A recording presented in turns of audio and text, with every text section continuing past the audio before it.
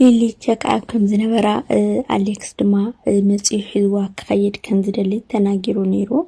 نيداقنا نيليلي نا كاو تمالي دما نافجازا مزيو نابليلي حزوا كخيد كم زدلي اندا تناجرو نيروم بيت عمد ما زسنبت نجر كم زي تفترة مالتيو سلام سلام بيت السب كمي لهم سلام لهم أنا سلامي زاوير مسكن نسخاتكم لا أعزلهم سلامكم بزح ترف ولا اللي نداركم لما عندي بعد فيديو مزيكم لهم نزا فيديو كتجمروا لهم لايك بمقار جمريهم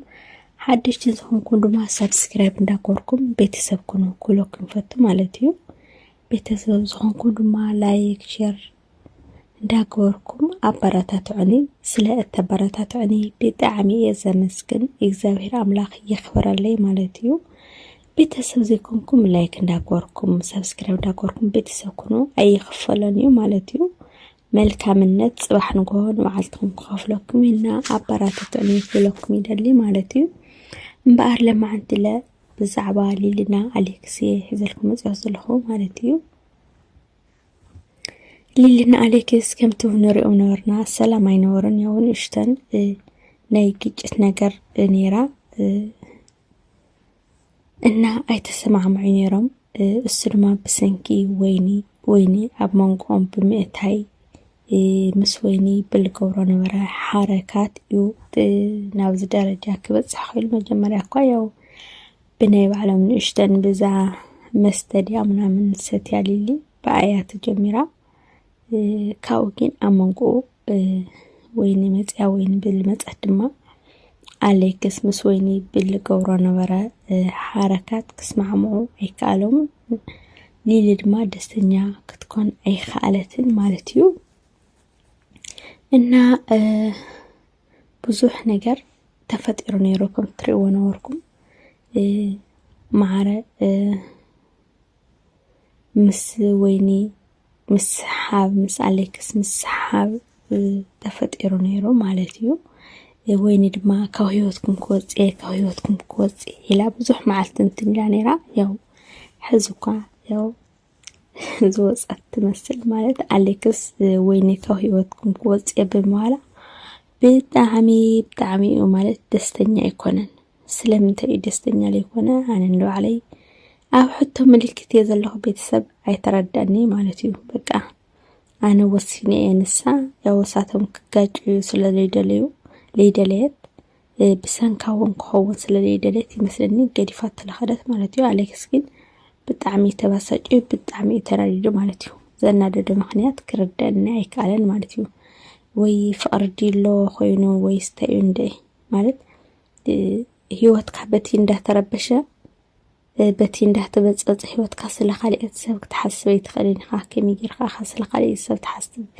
كمي غير خا خالق سب كا خا فلس لك تحزن يتخلي بفصمنا ني أليكس كمو بموالو أنا كي جرمني أي قريان مالتيو እና እዚ ናርኤት ሊልሲ ከመይዘት ናረድ ከመይዘት حر ልዕል አን خالق ሰብ እንደተሐለቀ ወይ ከዓ እንደተገደሰሲ ከመይዘት ናረድ ማለት እዩ ተይል በሐል ለምስላ ብዙሕ ምስላ አለ ግን አነ ምስላ ብዙሕ አይኮንኩ ቤተሰብ ማለት እዩ እና አዳያ ግዲ ፈስሓትና አፍናፈቅ ከም ይገር ዋሰይት ግዲ ፈሲ ናይ خالق ጓል ካው በመፍለያ ይዝናል ነርና ካው ሳምስት ፈለት ናብሊል ድመጽ ከዛይክም ለስከደል ይደል ይልዋ ማለት ለድማ እስኻ ከዛ ክትመለስ ከለኻ አነ ድማ ሀፍት ከዛ ኮጽ ክትመለስ አይደለ ካኔ ንሳ መስገድ ዲኻና ከዛ ትመለስ ይላቶ ማለት እዩ አነ ንሳ ስለልኸደት يكونن كخيل كوي خليه يلوا مالتو تكت خليخا انا حاسك خاني لا تلي لخ عملتيو تخكلي هيوات مالتي تخدر لي خدي خالي ليلكين ناول بخملس مطفات كردونا وغزاخ ملس عدلت ونيرا نسين كستو عليك علن تاي خوين بيتسب اندعي مالتيو ካኡ ቼክ አፕ ከም ዘለዋ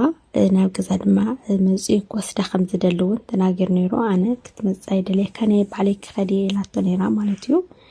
ግን ያው ከምቲ ዝበሎ ናብ ገዛ መጽዩ ማለት እዩ ኣሌክስ ኣነ ሕጂ መጽ ዘለኹ ንልሊ ናብ ቼክ አፕ ኮስዳ ቆፀሮ ስለ ዘለዋ እና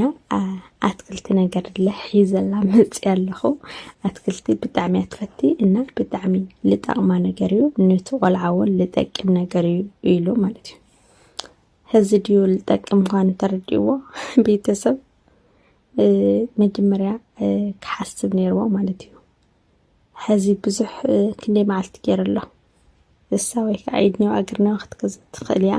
ብኡ ክሽውዳ ወይ ከዓ ብኡ ከታላ ኣይኽእልን እዩ ከምኡ ምሕሳብ ቆንጆ ኮይኑ ናህለ ግን መጀመርያ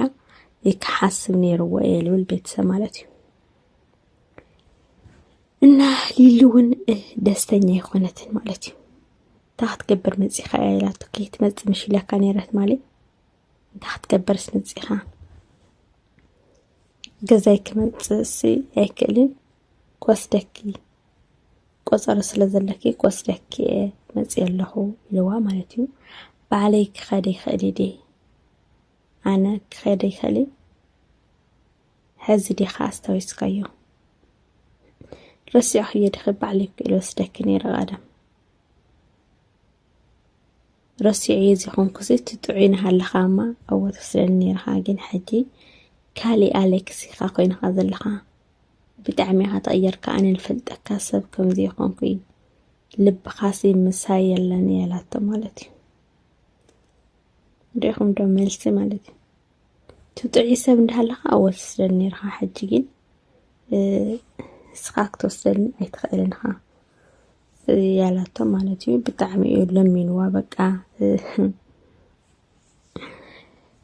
ለሚንዋ እዩ ግን ንሳ ምንም ማለት ጨኪናውን ክትጭክነለ ይኽኣለትን ቤተሰብ ማለት እዩ ማለት ኣብ ሓደ ሰብ ኣብ እግርኻ ወዲቑ ክልምነካ ከሎ ምንም ክትገብር ኣይትኽእልን ኢኻ ግድን ኢኻ ይቅር ክትብለሉ ግን ሊሊ ይቅር እውን ኣይበለትሉን ክትነጽጎ እውን ኣይደለየትን ቤተሰብ ማለት እዩ ኣብ መንጎ እያ ተቐርቂራንያ ማለት እዩ እና ልድማ ተቕርሺ ቀድሞ እዚ ብዙሕ ቅርሺ ጠፊኡ ነይሩ ምናምን ትብል ነይራና ምስኣ ከም ዘጥፎ እያ ተናጊራቶ ማለት እዩ ኣሌክስ ድማ ምንም ምስኣ ኣይኮነ እሳ ኮድ ሓርያ ልመጸት ኢልዋ ማለት እዩ ኖ ኣነ ልፈልጠ ነገር የብለይን ማለት ዝኹሉ ቅርሺ ለኣክል ኣብ ካሊእ ክተጥፎ ኣይትኽእልን ኢኻ ምስኣ ኮይንኻ ኢኻ ጥፊእኻዮ እምበር ኣብ ካሊእ ክተጥፎ ኣይትኽእልን ኢኻ ያላቶ ማለት እዩ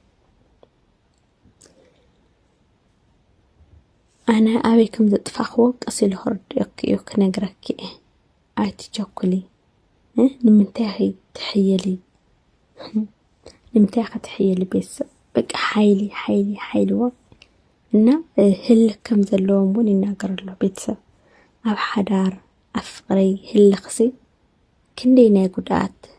ክንደይ ናይ ዕንወት ምዃነስ ይፈልጥ ዲኾን እሺ ንሳ እንተሃለኸትስ ሊሊ እንተሃለኸትስ ንሱ ክህልኽ ይግብኦ ነይሩ ቅድሚ እዚ ብህልኽ ይመስለኒ ኣብ ዝለዓለ ደረጃ ኣብ ዝለዓለ ውድቀት በፂሖም ዝነበሩ ማለት እዩ ሕዚ በቐሊሉ ክፈርስ እዩ ኣይብል ማለት መዓለ ውላድ እዮም በፂሖም ዘለዉ ግን ንምንታይ ልቦም ይቀሓር ንምንታይ ስሊሊ ልባ ትቀሕር ንምንታይ ስናቶ ልቢ ይቀሕር ንእኳ ያው ምንም ኣይቆረተን ያሊሊ ያው ኣብ ገዛእንያ خلاص ታተዛረብ ነገር ደሞ እትሐቂያት ነገር ዘላ ማለት እዩ ኣሌክስ ግን ቆልዓና ኾነ ዲዩ ክነበር ደልዩ እንድዒ ክርደነ ይኻለን ማለት እዩ እና ናብ ቼክ አፕ ከዶ ምዃኖም ንቤቲ እንዳተጸበየት ያ ነይራ ፀውዕያ ነኺድዋ ክትመጽያ እና ዝተጸበይላቶ ማለት እዩ ምስ ደንጌት ቤቲ በቃ ኣነ ሕዘክ ዘይኸይድዋ ነው ኣነ ምስ ቤት ያካድ ዝደሊ ንሳይ ክደሊ ኢላቶ ካው ድማ መሓዝ ክምለስ ገዛ ኢልዋ ማለት እዩ ምንም መልስ ክትዋ ኣይካለትን ማለት እዩ ክምለስ ይደሊ ምስላ በቃ ስኻ ክምለስ ትኾንካ ኣነ ክወፀልከ ኢኻ ዝገዛያ ትብለላ ማለት እዩ ምንም ክትኣምነሉስ ኣይካለት ትልገብረሉ ነገራት ክትኣምነሉ ኣይካለትን ናና ዝሕክምና ይኸዱ ደስ ለይብል ነገራት እያ ካብ ኣሌክስ ሰሚዓና ብጣዕሚ እዮም ሰንቢዳ ንባዕላ ቤቲ ንበዓል ዳጊ ሊሊ ንባዕላ ብጣዕሚ እያ ሰንቢዳ ለይተፀበይዋ ሓድሽ ነገር የተፈጠሩ ነው ቤተሰብ ማለት እዩ እና ናይ ልማዓንቲ ቪድዮ ሕትያ ዝመፅእ ኩነታት መስል ነይራ ኣብ ቀፃሊ ቪድዮና ክሳብ ንረኸብ ድማ ሰሰነይ ንዓኹም ኩለኩም ይደልው ላይክ ሸር ምግባር ኣይትሕመቑ ኢኹም ባይ ባይ